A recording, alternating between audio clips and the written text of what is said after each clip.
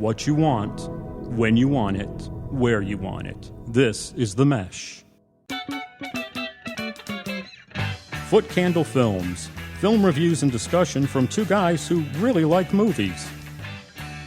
This episode is brought to you by the Footcandle Film Society. Do you enjoy seeing interesting movies that you may not see anywhere else? Taking part in discussions about those films and live in Western North Carolina? Then you need to come be a part of the Footcandle Film Society. For a schedule of upcoming screenings and membership information, visit the Society's website at www.footcandle.org. Hello and welcome to Footcandle Films. I am one of your co-hosts, Alan Jackson, and with me, as always, Chris Fry. Chris, how are you? Hello, I am the other co-host. Yes, the other co-host, Chris Fry. And welcome to Footcandle Films. This is our monthly podcast where we dig into a film that just happened to screen but a couple of hours ago, honestly, here on our schedule as we record this. As part of our Footcandle Film Society, we like to pick apart the film we just saw tonight. So we're going to do that first, give a review of tonight's film, and then we're going to move into some movie news and also give our picks of the month, kind of our movie picks that we think you ought to be checking out if you haven't seen them already. So with that, though, let's get into our first section, our main review. And the review is of the film, the historical drama film, Sarah's Key. Papa? Madame Starzinski. Tiens.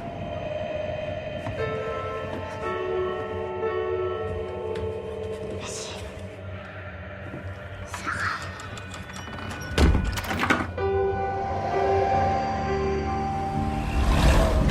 On the 16th and 17th of July 42, they arrested 13,000 Jews. Put them in the Velodrome d'Hiver in inhuman conditions. No beds, no toilets, barely any water, and not one image exists. Sarah's Key is, as I mentioned, it's a historical drama in that it's one of those films where you take a historic event that actually happened and you build a dramatic presence around it. Right. And it is based on a novel. A little bit a summary about the film here. It stars Kristen Scott Thomas. Stars as a journalist who is researching this tragedy that happened in Paris and France back in the 1940s at the tail end of World War II during the German occupation, having to do with a lot of the Jews being rounded up in France and being shipped off with the cooperation of the French government, which is really the whole tragedy of the thing. Is we're learning that as we go with this. Kristen Scott Thomas plays the lead role in present day. But then we also have a parallel story going on where she is researching what happened in the past, where we're primarily following a young actress. Her name is, and I'm going to butcher all the many names in this review. I'll just go ahead and give you fair warning. Melusine Mayence, young female actress who plays Sarah, the girl who, not to give away anything in the film, but we follow her story throughout most of her life, as far as what her experiences were while she was a small child during the occupation, and then how it affected her life and moved on from there. So we have these two parallel paths going, and we're learning about this event just as Julia, Kristen Scott Thomas's character, is learning as well. But we're following both storylines. It does a lot of cross-cutting between these two parallel lines. Gotcha. Now, it is based on a novel, okay? And there's where I'm going to start off really talking about the review part of it. It's based on a novel by Tatiana de Rosnay. And there again, probably messed that name up, but let's just roll with that. So it is based off a novel. When we have films that are based off of novels, especially those that have some historical relevance to them, I think we have an inherent challenge as a filmmaker to work with. This is a well-loved novel. That in itself is a challenge to adapt into a film because, you take any good novel and it's definitely more than 2 hours worth of content to explore, and you've got to get it down to that 90-minute, 120-minute window. Right. This one, I think, adds another layer to it in that we have two parallel stories going on. So you've got, and my understanding is in the book, it's chapter 1 is present day. Chapter 2 is in the past. Chapter 3, present day. So it alternates like that, kind of a ping pong table with chapters between present and past. Gotcha. Movie does a little bit of that as well, cross-cutting. But I think we have a challenge. I'm going to relate this film to a film that was out many years ago, but many of you probably saw, The Da Vinci Code. I have heard of that. Yeah, you've heard of that? Yes. I think it did pretty good business. So the film version of that, I never read the book. Okay. Until I heard there was being a film made about it. Then I hurried up and tried to read the book before the film came out, because I'm not a big reader of books and novels. I think I've even mentioned this in a previous podcast. Not a big reader of novels. And so I tried to hurry up and read the Da Vinci Code before the film came out. And as I was reading it the whole time, if you recall with the Da Vinci Code, it's very much somebody in the present day is learning about things in the past, and they kept getting led step by step by step along this path to learn more as they go. Right. As I finished reading that book and then I saw the movie, going into the movie, I said, this is going to be a really tough movie to make, because all I felt like the book was person learns something, run to the next location, learn something new, gets chased to the next location, learns something new. Got you. And that's a challenge as a film to make exciting and interesting. And that could it have been better served as a documentary? That was a big lead in to this review, Chris. But what I'm going to turn over to you is a question. With Sarah's Key, A, did watching this film give you any encouragement at all to go back and read the book? And B, could this film have been served better as a documentary as opposed to putting a dramatic story on a real life event? Go. Okay. Part A, do I have any interest in reading the book? That was part A. That was part A, yes. No. Okay. I have absolutely no interest in reading the book, and that will flow into my answer to part B. Would it have been better served as a documentary? Yes. I would rather see a documentary or learn a little bit about the history that happened in the past. This movie bored me to tears. Interesting. Yes. Anything that happened in the present day with Kristen Scott Thomas, not a fault of her own, but I thought it was boring. It was very predictable. Down even in the end, which I will not spoil the ending, but there's like a little romance stuff that just was just so Hollywood, so trite, just really could not stand it. The stuff that happened in the past, Sarah's story of the title of Sarah's Key, that was interesting to me. And if anything, it just frustrated me, because I went into this movie knowing a little bit that it had to be with, Jews getting rounded up in France. And I had never heard of that before. So I was like, Right. I'm going to learn about that. Yeah, sure. And granted, I guess I learned a little bit about it, but it was so frustrating because it was just kind of just touched on. It wasn't really explored, or it was very frustrating. And I can't believe that it was dealt with in such a passing manner, but I guess it was based on the book. And so therefore they kind of, but I went into this movie also looking at other movies like The Reader or Schindler. Oh, okay. or The Schindler's Reader. List. Actually, The Reader's a good better example. A better example than Schindler's List. But going into this movie, we've seen a lot of Holocaust movies. Okay, so going into this one, I was like, okay, how is this going to be presented to me such that it's interesting? Because it's based on a novel, so you're like, okay, well, the novel did really well, so it must have some gimmick to make it interesting, so that it's not just another Holocaust movie. And I thought what was going to be the link or the hook was going to be the exploration of this kind of pushed away hidden fact about the French helping the Germans round up Jews. Right. I thought that was going to be the hook. That's what was going to draw. And that would have drawn me in to learn about that. No, they didn't do that. Well, pretty much after the first 15, 20 minutes, that whole aspect of just it's goes kind away. of is gone, right? Yeah. And if you look at a movie like The Reader, for example, that was another movie. It was about, Nazis and Germany and everything. And I was like, that's not going to be interesting to me. I was wrong. It was interesting the way they kind of used the main character who had people read books to her, and she had been a sympathizer with Nazi and had let things happen. And that was fascinating. And I came away from that movie with kind of an interesting perspective. This movie gave me nothing new, other than I did learn just a little bit in that first part about, this did happen in France. So I was profoundly disappointed. Chris, how many episodes have we had of Footcandle Films? Is this our fifth one? This is our fifth one. Fifth episode. Yeah. I keep hoping for an episode where we are going to drastically disagree with each other. This isn't going to be it. No. This is not, and I'm so disappointed because I was kind of hoping in a way you liked it, so we could get into an argument about it. But yeah, I'm with you. This didn't work for me. I mean, if it wasn't for the fact that I didn't want to like ruin the movie for people who hadn't seen it, I would just list all the things I really hate about it. But Well, some of them will be spoilers. So Let's not use the word hate because I think that's a very strong word not here. hate. Yeah, it's dislike. It's things that just didn't work for us as much. I didn't hate the film. There were some parts of it I really liked. There were some parts of it I admired. But I'm with you in that it just didn't do anything deep enough to make any impact on me. Okay. It was a very slight movie. I guess that's the way to look at it. And for such heavy subject matter, you would think it would have more of an impact on you. Now, honestly, I think this is a problem with the whole book adaptation. I think you may be onto something. Because I guarantee you the book probably has a lot more in-depth of the history, a lot more emotion to it, a lot more higher stakes, a lot more connection back to history later on in the story. So much of that just got glossed over in the movie. Where once you got past the scenes, which were brutal scenes in the beginning of the torment that the Jewish people that were rounded up and sent off to these different camps that they went through, that was brutal. The whole first 30 minutes was very tough to watch from an emotional level. But yet, once Sarah left that, it just became kind of a journey movie. And there again, I do equate it back to the Da Vinci Code thing. All we are faced with is we have a character in modern day making phone calls and going to meetings and going to people's houses to learn. And as she's learning, we get a little bit more information along the way. But it's not even directly connected to the past because we've already learned stuff in the past through the flashbacks before Kristen Scott Thomas's character has even figured it out in the present day.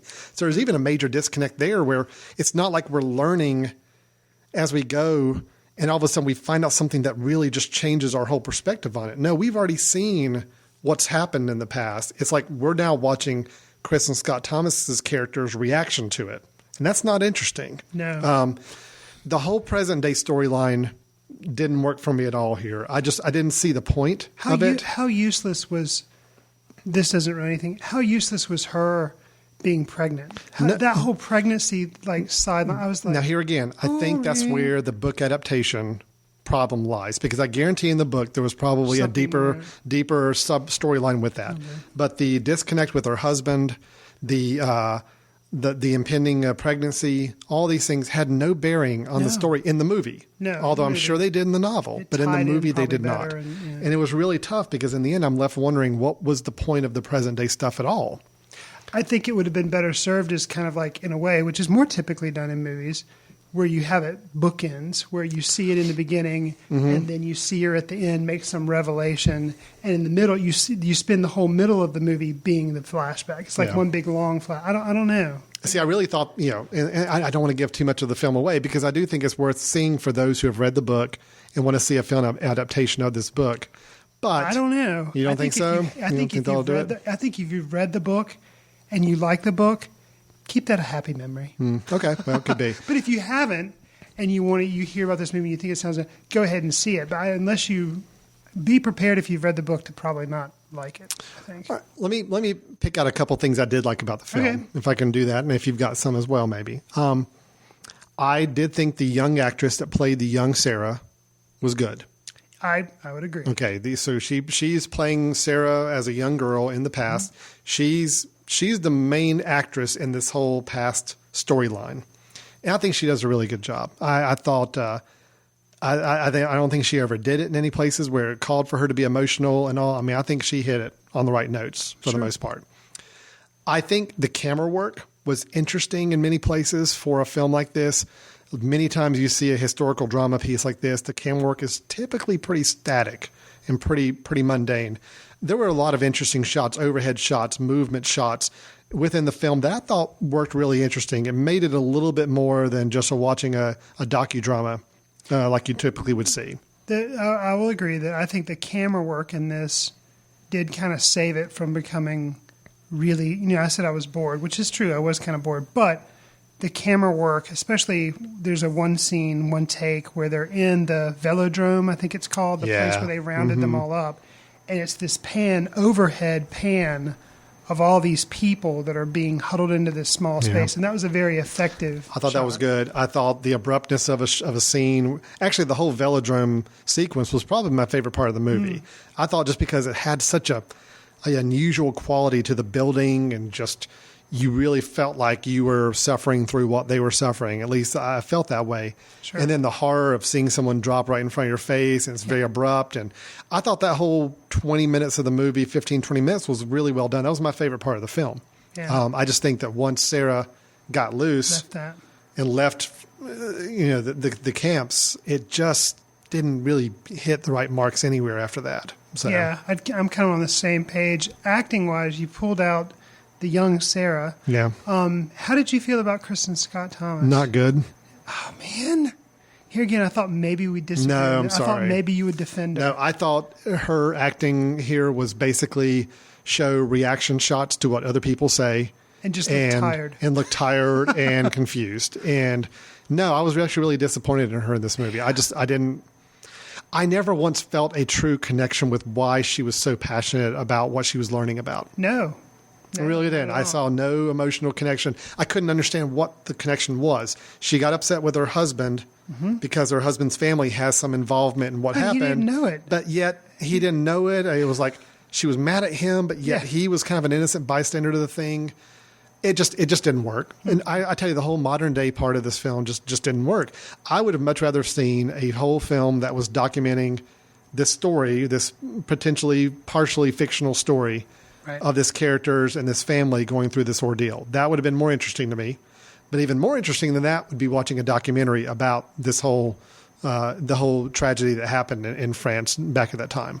Agreed. So I just think and that's why I did relate it back to Da Vinci Code, because I felt the same way, where I would much rather I was much more interested in reading about what the Da Vinci Code was talking about, some of these secrets and revelations, than to see it drawn into some sort of suspenseful drama film like it was. That was just me. I'd rather read about the facts and the information and the documentation and not see it woven into a story, And I think that was the problem here. I wanted to learn. I wanted to understand what was happening and why. But instead I got this modern day thing that had no connection to it and just didn't go anywhere. Sure. Yeah. So unfortunately we're agreeing. I was really hoping, I know. man, we got so close to. I mean, I thought for a minute there, maybe you were going to go a different direction, but you didn't. So we've got Sarah's Key. And I will say, I think for people that, if you enjoyed the book, I agree with Chris to some degree that you may want to avoid the film because it may water down your expectation, your enjoyment of it to some degree. Although I will say, we just left a theater full of a lot of book club fans that love the book and they love the film. True. So I'm saying maybe it's just us, okay? We just have to admit, maybe it's just the two of us. Maybe it just didn't work for us. But we are saying Sarah's Key, we know is at the time we're watching it tonight, it's out in limited release. It's definitely out there. It's getting some traction right now, showing a lot of places. Will probably be on DVD and iTunes within the next few months. Any Oscar hopes for this at all? Do you think anything that could get pulled out of this? I don't know. I wouldn't think so. Yeah. But maybe. I'm not really seeing anything either. So, okay. So that's our review of Sarah's Key. That's actually probably our first negative review we've had I think so. in our show. Yeah. We've had 5 episodes, and the first 4 films we saw, we generally liked or loved. And now we've got our first big disappointment film. So, And I mean, see it.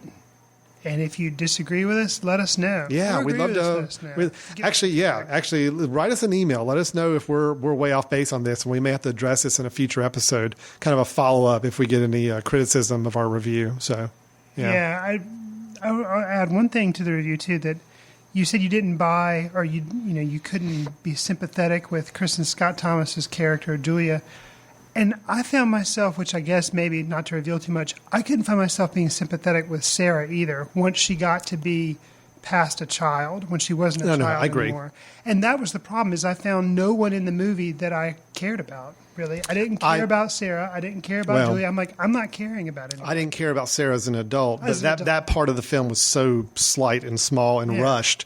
And rushed. The younger Sarah is the one character I did connect with. I thought she did a great job. I totally bought her drive, her passion, her desire to help her brother and all that. So I connected with her, but there again, she was she left the child stage and became that sullen, distance adult that got glossed over way too quickly. Definitely. That was really, they did not go into as much detail in the film with her as an adult as I feel like they should have. So then we did have one kind of big name actor outside of Kristen Scott Thomas with Aidan Quinn. It was nice to see him working. Yeah, I hadn't seen him in a while. He kind of popped up in the film at the end, kind of surprised me because I'd forgotten to see his name in the credits. But interesting, small part of the role at the end, kind of acted as a little bit of a wrap up in the end there. But it was interesting to see a familiar face. So that's Sarah's Key. I think we're done talking about that. What we're going to do after the break is we're going to come back and hit some movie news and discuss some headlines we've been hearing before we go into our picks of the month. So stay tuned. We'll get back to your show in a moment. Just a reminder, you're listening to The Mesh, an online media network of shows and programs ranging from business to arts, sports to entertainment, music to community. All programs are available on the website as well as through iTunes and YouTube. Find out more at themesh.tv and give us feedback on what you like. And now, as promised, back to your show. Hello and welcome back to Footcandle Films. So Chris and I just finished talking about the film Sarah's Key as our featured review, but now it's time to go into some movie news and movie headlines. This is where we try to tackle 3 or 4 headlines. We basically throw it out there, the two of us bat it around, discuss it at length, and move on to the next one. So, Chris, you've never brought up a movie headline before, but yet you've got a couple to share with us today. Is that right? Yes, I do. Great. Well, I'm going to let you take the first one then. What do you got for us? Okay. Darren Aronofsky. Okay. You know, he's the guy behind Requiem for a Dream and The Fountain, and then last year's much acclaimed Black Swan. Okay, Yes. Natalie Portman, she won an Oscar for it. So there's Yes. that. So he's finally announced his follow-up. Shooting is going to begin in spring 2012. Okay. And it's going to be a movie about the story of Noah from the Bible. And not only is it going to be a movie, but it's going to be the classic arc history story on an epic fantasy scale. That's how Aronofsky himself describes it. So Wait. you think big special effects Kind of like movie about an arc. kind of like almost the 10 Commandments from yesteryear, Yes. but more of a modern, more of an updated take on the Noah's Ark story. Yes. Wow. Thoughts on that, Alan? I'm really surprised, actually. That will not have come to me as a project I thought he would have been taking next. But he's batted around some interesting projects for his next film, and it sounds like he's settled on this one. There was talks for a while he was attached to actually do a Wolverine movie, the superhero That would have been movie, and that was going to be his next film. I think he was even signed on and actually then detached himself from it. So it wasn't like he was just rumoring about it. It was supposedly a done deal for a while. So to go from the films he's made so far to potentially a superhero movie, franchise movie, and now we're talking a complete epic, biblical related epic film, Yes. big extravaganza. That's very interesting. Yeah, I mean, and he's typically, with the exception of The Fountain, special effects, like, in The Wrestler, crazy CGI sure. and stuff. So I think because of The Fountain, he can definitely use effects and handle them well. Mm-hmm. I'm interested to see. Well, what's your favorite Aronofsky film? Wow. He's done 6, maybe? He did Pi, Requiem for a Dream, Right. The Fountain, and then The Wrestler. The Wrestler, And then Black Swan. So maybe only 5. I think just 5, unless I'm missing something. I would probably say my favorite was Requiem for a Dream. Probably. Mine's The Wrestler. Oh, Love yeah? The Wrestler. I like The Wrestler. I love The Wrestler. And I thought Black Swan was really good, too. Yeah. Yeah, no, you don't see it? No. Okay. No. All right. Trust me, it's Disagree. good. You're wrong. No, I mean, Yeah. I guess maybe the hype overwhelmed that one a little bit. So by the time I saw it, I was kind of like, You're a little let down. Okay. yeah. But I'm very interested to see him No, that sounds really do interesting. a big budget film in Noah. Well, let's talk about another director, or this time a director duo that I know we're big fans of. And even in our film society, we have shown at least one of their films. And that's what we showed a Serious Man last year. But this is the Coen brothers, Joel and Ethan Coen. Okay. Their newest film coming out soon. I think it's starting to shoot here pretty soon. They just landed their new lead actor. It's called Inside Llewyn Davis. And it is a film about 60s folk music scene. So that's all I know about it, other than they have landed their new lead actor, and it's a gentleman that I'm not familiar with at all. Oh, really? Which is cool. Yeah. It's a guy named Oscar Isaac, Don't know. who was in Drive. You saw Drive. Oh, I did. He was Carey Mulligan's ex-con husband. Oh, okay. All right, so he's now the lead in the new Coen Brothers film. Interesting. And it is about the 60s and the folk music scene at that time. Should be interesting. And, the Coen Brothers, I mean, I'm asking a loaded question. I know the answer to this, but your enthusiasm for their films waned, not waned, gotten even stronger over the years? How do you view them in terms of their progression over the last 20 years? In general, Coen Brothers make a movie, I will go see it. Now, do I think every movie they've made is great? No. There's The Lady Killers. There's Burn After Reading. Those two specifically, Yeah. I thought were absolutely horrible. But then you come up with things like A Serious Man, and that was just awesome. Yeah. So I will have to say, though, the fact that they're kind of relying on music to pull another movie, it sounds like. Oh, Brother, Where Art Thou? I liked it a lot. Yeah, but I they did too. relied heavily on that whole bluegrass, old school music to kind of pull the movie along, but it worked. Yeah. But the fact that they're seemingly, from what you're saying, they're going to be doing the basic same thing with 1960s music? Well, maybe. I mean, we have no idea at this point. And it's a time period they seem to be a little enamored with, because didn't A Serious Man kind of take place in that Yes. 60s period Yeah. as well? Yeah. So I'm a little sketchy that maybe they're going to be relying on music again to pull them through, but I trust them and I'll go see anything they do. I'm very excited. I've actually, your two examples of the films that did not work were the exact same two, I would say as well. I did not like Burn After Reading. It had a few great moments, but most of it was just very unimpressive. Right. And I'm with you on The Lady Killers. That one just did not work at all. Mm-mm. But other than those two, just about every film they've made, I've either liked or loved. So that's Intolerable Cruelty. I liked it. I did too. Yeah, a lot of people put it down, but I actually thought it was a pretty good movie. It wasn't great. It wasn't one of their finest, but it was a good movie. Yeah. I enjoyed it. I thought it worked out pretty well. Yeah.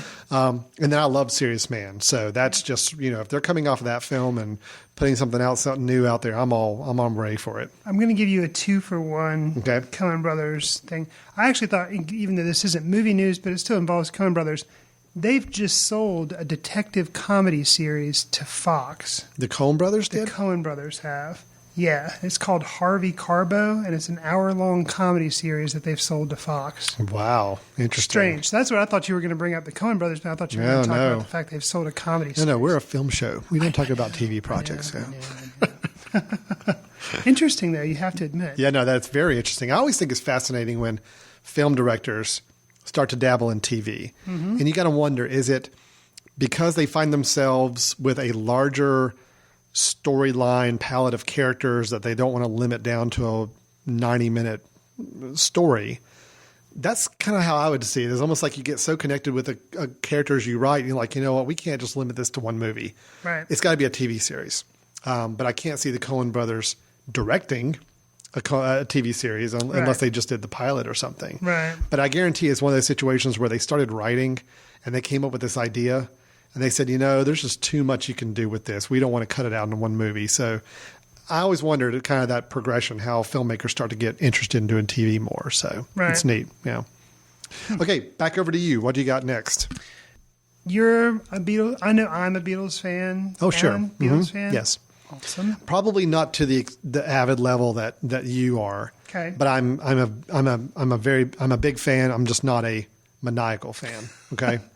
Okay. Well, there's going to be a new Beatles movie coming out. It's going to be kind of a backstory on the Beatles, and it's going to be directed by Michael Winterbottom, who directed Road to Guantanamo and directed 24-Hour Party People, Tristram Shandy, lots of other stuff. And he just did recently The Trip.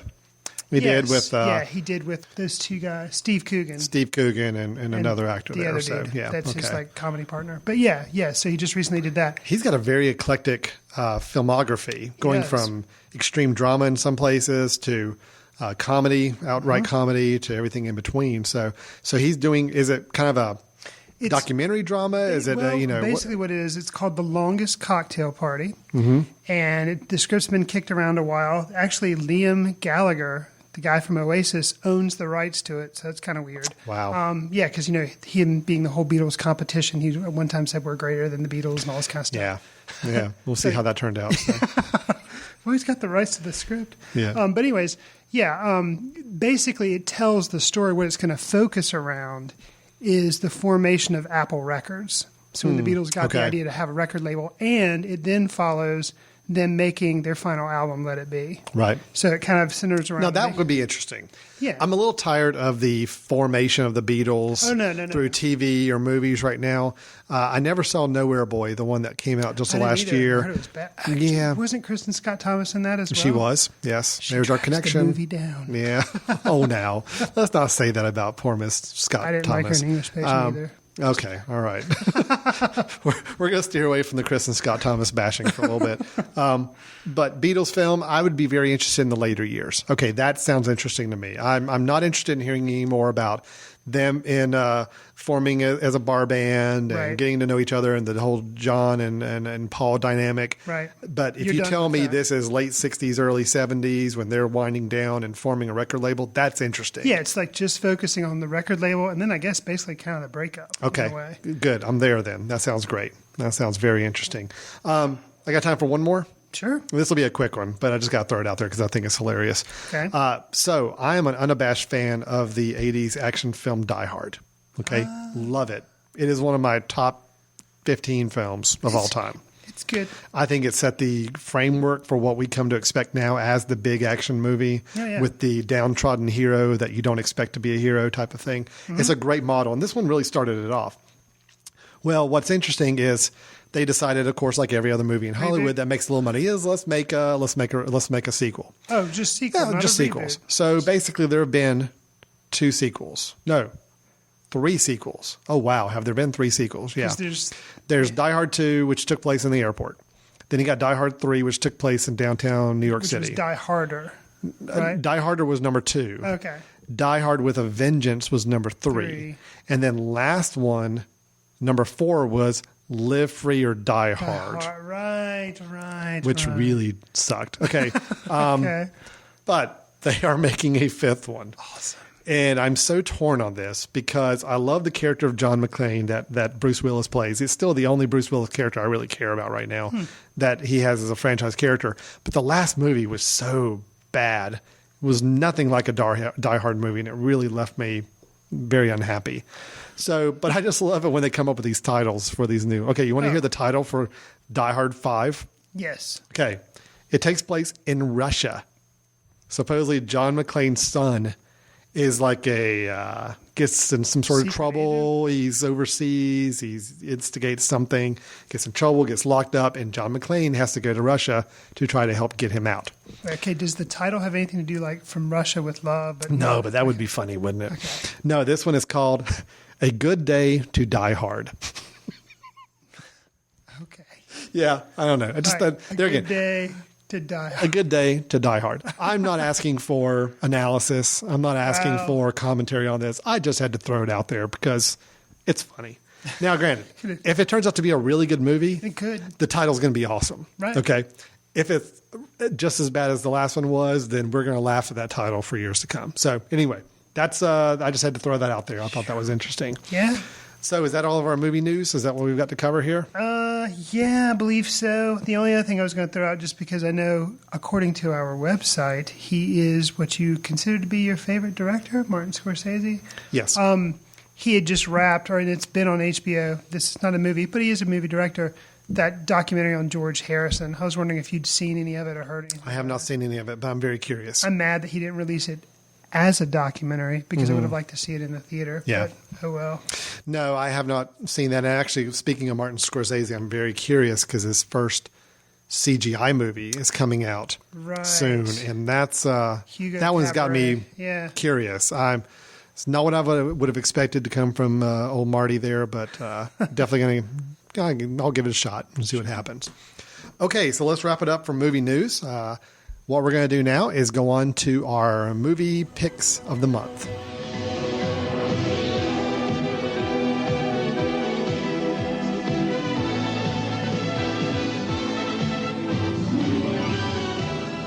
So we have our picks of the month. This is where each of us get to pick out one film that can be a current, past, anything in between film that we're big fans of and we think you ought to be as well. So, Chris, you want to go first? Sure. All right. What do you got for us this month? My film this month is from 2004, and it was the director's first and I believe his only movie so far because he hasn't made one since then. But he's about to come out with another one. We'll get to that in a second. But it is Primer. You're talking about making a bigger one. You're talking about making a bigger one.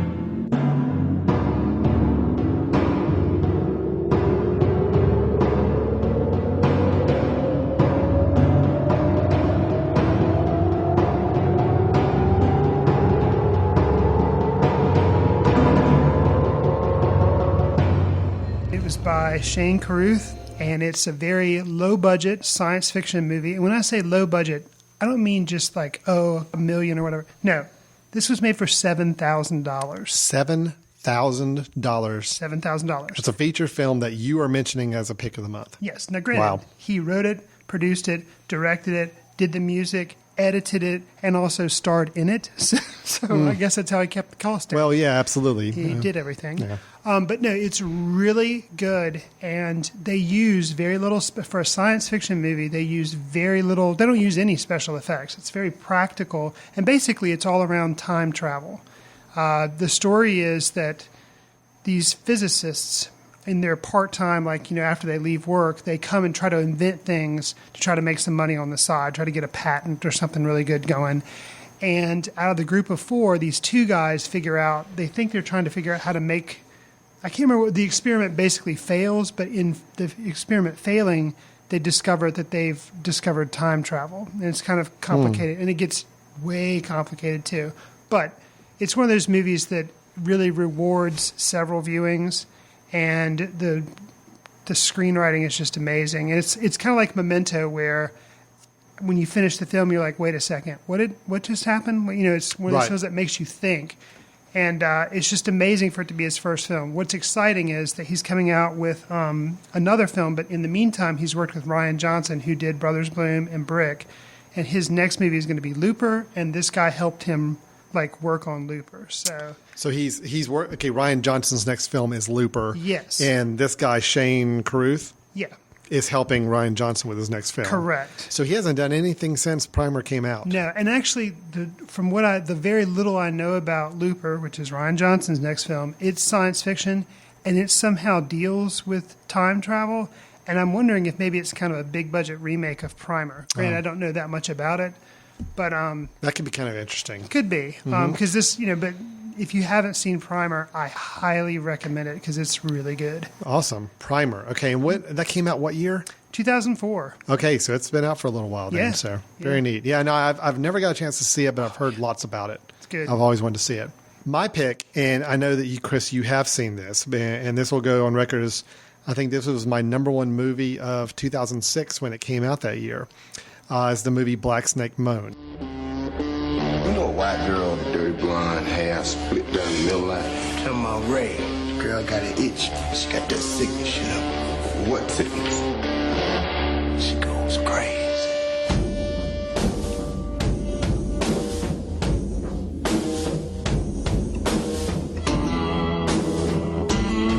I love this movie. And people who know me know that I'm a big fan of movies that incorporate music really well, whether it's performances, whether it's just music carries a film.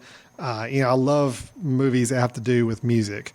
And this one got a lot of publicity when it came out, not for the right reason. It was for the Chaining? the chaining, the fact that the imagery on the poster and all was basically a young girl chained to a radiator. Mm-hmm. And the idea looked like you have this old black man who is now keeping this white young little girl chained to a radiator. Yeah, that caused a lot of controversy. But once you get past what that imagery stands for and into the film, this is a very powerful film. Mm-hmm. Okay. What you have here is you have the story of Samuel L. Jackson, stars as Lazarus.